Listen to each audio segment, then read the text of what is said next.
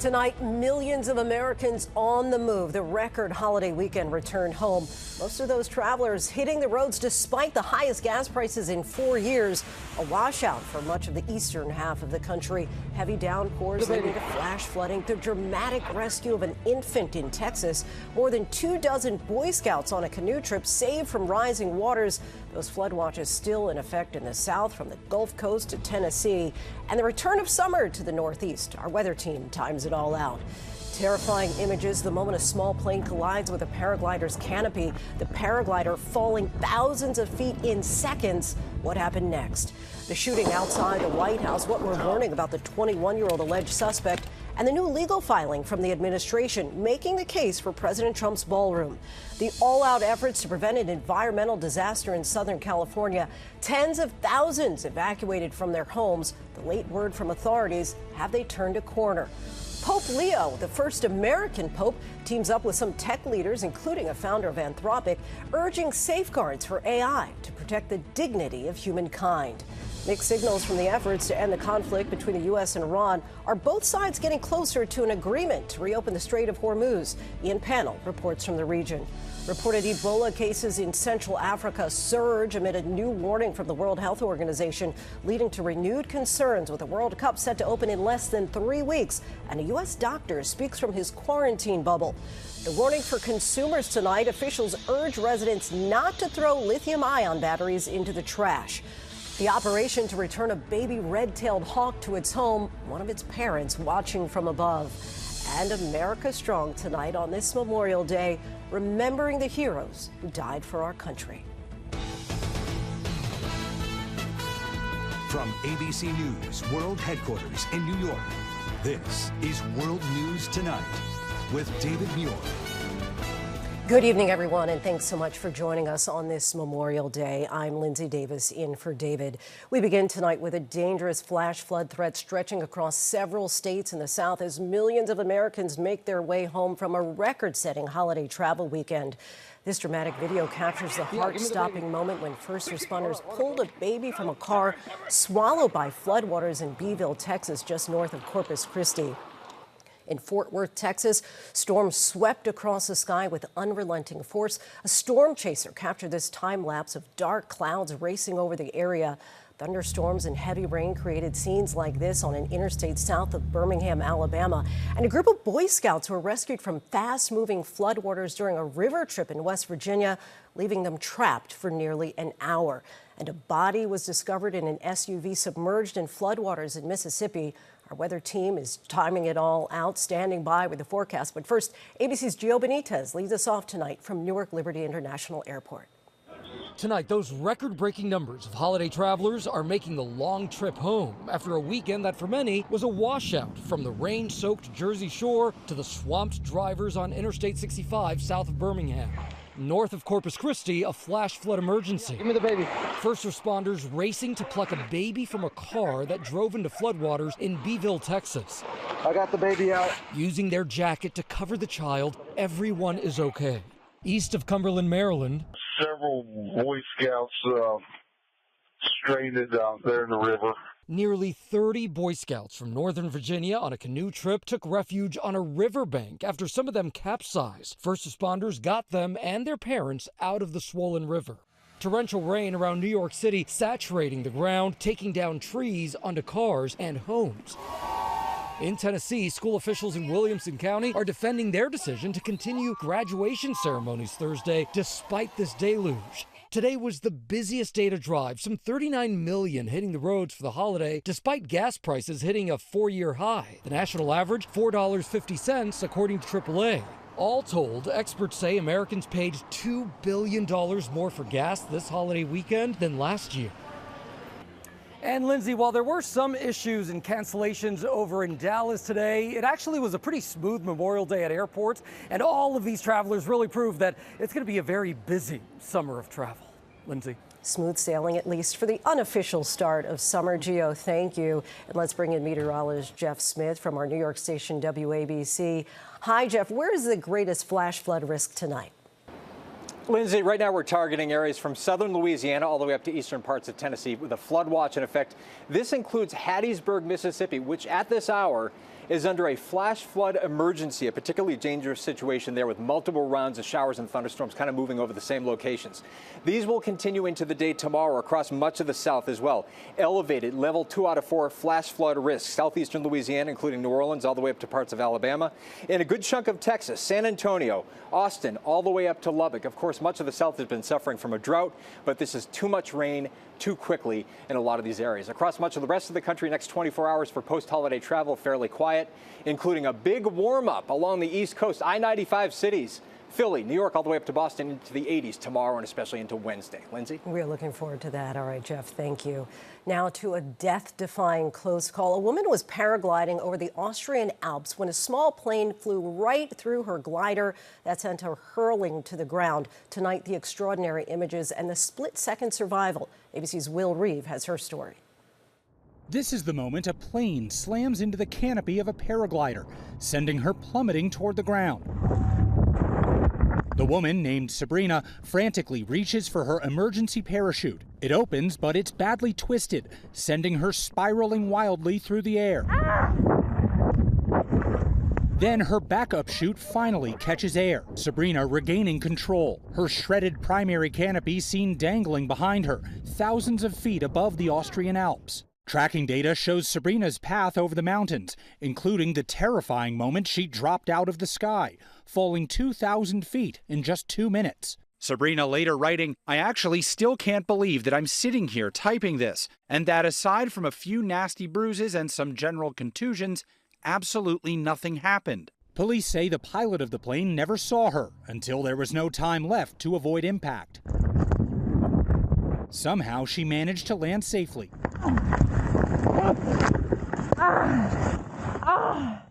And after escaping with only minor injuries, Sabrina was rescued from the side of a mountain in a police helicopter and taken to a nearby hospital for a precautionary check, Lindsay. So glad to hear she is uninjured, Will. Thank you. And we're learning new details about that deadly shooting near the White House. The sound of gunfire sent reporters running for cover. Authorities say the suspect, who was shot and killed by Secret Service agents, had a history of incidents near the White House. ABC's senior White House correspondent Selena Wang was there and has the latest. Tonight, new details about the man who allegedly opened fire near a White House security checkpoint and was fatally shot by the Secret Service. Medic 1, respond for a shooting at 17th Street and Pennsylvania Avenue Northwest. Authorities say 21-year-old Nasir Best of Maryland had a history of run-ins with law enforcement and was ordered to stay away from the White House grounds. Our team was yards away on Saturday night, preparing to go live on air when we heard a flurry of gunshots. To remain far apart. We have to evacuate shooting. Reporters then sprinting to the press briefing room while the president was working in the Oval Office. Let's go. The Secret Service says a male bystander who was hit by gunfire is expected to recover. It comes weeks after a gunman stormed a security checkpoint at the White House Correspondents' Dinner. President Trump now pointing to this latest shooting to make the case for the White House ballroom. And in a new filing, the DOJ is urging a federal judge to allow construction, revealing the project includes a roof with a drone port and a spot for rooftop snipers. Court records show the suspect in Saturday's shooting was detained last June after blocking a White House entry and involuntarily committed for a mental evaluation. A month later, he was arrested after trying again to enter a White House checkpoint, telling officers he was Jesus Christ and wanted to get arrested. Selena joins us now there at the White House. Selena, we know President Trump is pushing for the ballroom, but tell us about the growing pushback. Well, Lindsay, that pushback is coming from even within the president's own party over his $1 billion request in taxpayer funds to build it. Now, the Justice Department is arguing that this ballroom is necessary for national security, describing Saturday's shooting as an attempted assassination of the president. Lindsay? Selena Wang for us. Thank you. Today, President Trump delivered remarks at Arlington National Cemetery in honor of Memorial Day. The president honored the 13 service members killed during the war in Iran and vowed that country would never have a nuclear weapon. The president also participated in the traditional wreath-laying ceremony at the Tomb of the Unknown Soldier. Now to the urgent race to prevent an environmental disaster in Southern California. Authorities say the risk of a catastrophic explosion of a chemical tank has been eliminated, but the crisis is not yet averted. The district attorney is now launching a criminal probe into the incident. ABC's Alex Stone has the latest. Tonight, after days of concern over this chemical storage tank in Southern California potentially causing a catastrophic explosion, a sigh of relief for residents as fire officials say they've avoided the worst-case scenario. We are happy to report that the threat of a levee is now off the table. Authorities believe a crack on top of the tank has lowered the pressure and temperature inside and eliminated the risk of a boiling liquid expanding vapor explosion or a levee. But authorities are cautioning it's not over. We have a threat for a fire/small explosion and a leak. Authorities announcing tonight some of the 50,000 residents evacuated from this 10-square-mile zone can begin returning home. I expected a really relaxing Memorial Day weekend. It's been really hard. Until the threat is fully eliminated, firefighters say they're working around the clock to get people back into their homes. We need the public to keep to those evacuation zones. And tonight, Orange County prosecutors announcing they're opening a criminal probe into how this happened. Lindsay, GKN Aerospace, a company that owns a tank, says it will not be commenting on that investigation. Meantime, President Trump tonight has approved a disaster declaration for this area. Lindsay. Alex, thank you. Overseas now to Pope Leo warning about the risks from artificial intelligence. The first American to lead the Catholic Church is calling for robust regulation and urging developers to work for the common good rather than for profit. ABC's Tom Supi-Burge has the details. Tonight, Pope Leo warning world leaders to install safeguards for some of AI technology's most disruptive effects. I hear very troubling accounts of algorithms that can block access to healthcare, employment, and security on the basis of data tainted by prejudice and injustice. In his first ever papal encyclical, the Pope recognising AI's power to heal, connect and educate, but underlining the need to protect human dignity in an age when technology threatens to replace so many jobs and change the way we live. Artificial intelligence now demands to be disarmed, freed from logics that turn it into an instrument of domination, exclusion, and death. The Pope joined on stage by Chris Olah, co-founder of AI company Anthropic, who has been calling for the same regulations for years.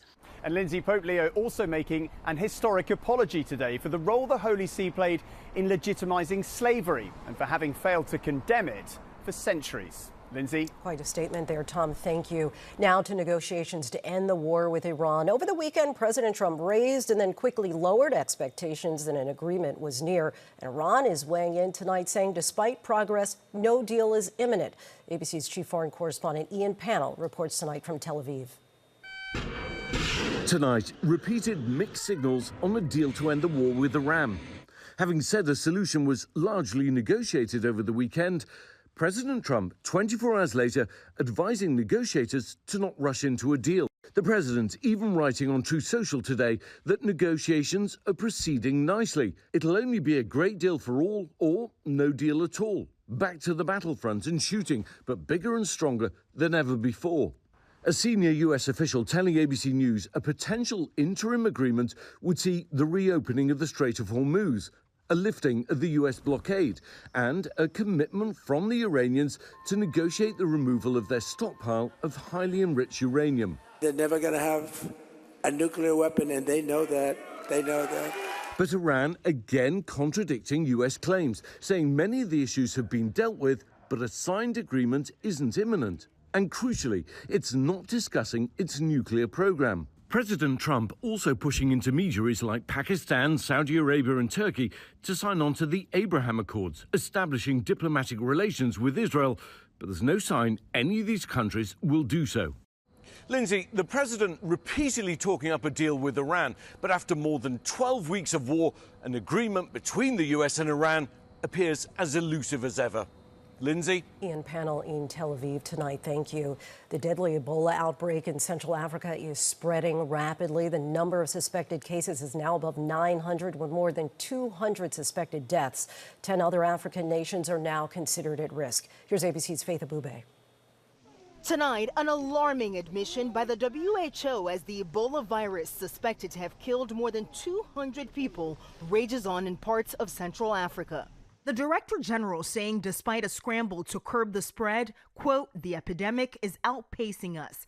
Doctors suspect more than 900 people have already been infected. At least 10 African nations bordering the Democratic Republic of the Congo warned they now have an elevated transmission risk.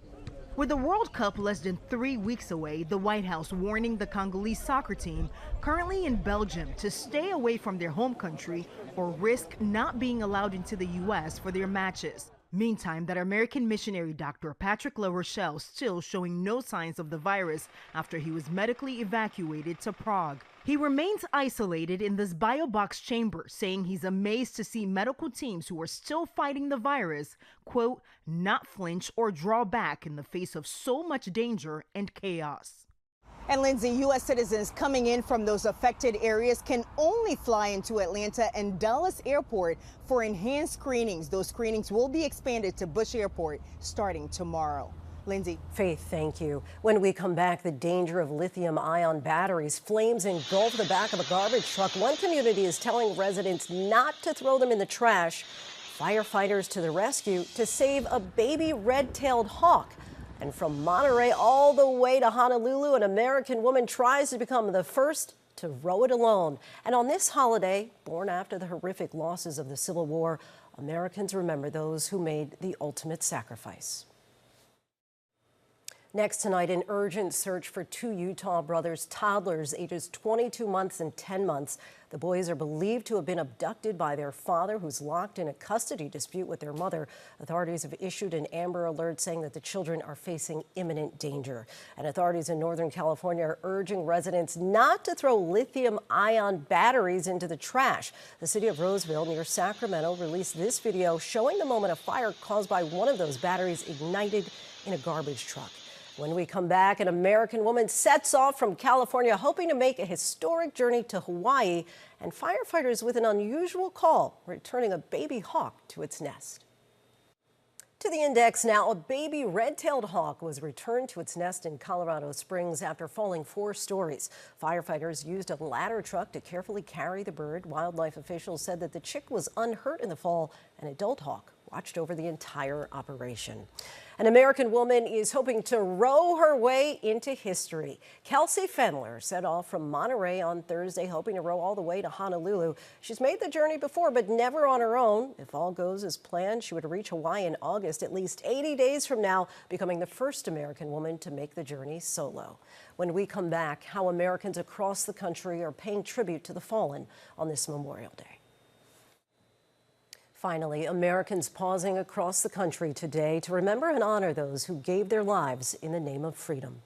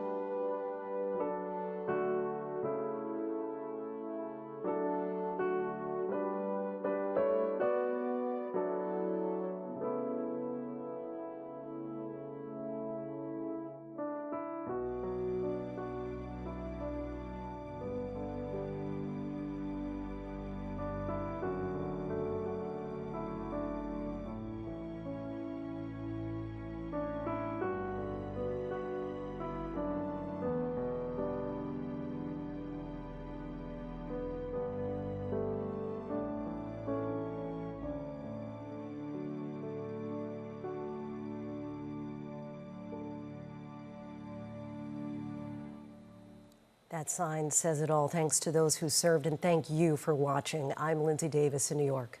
Good night.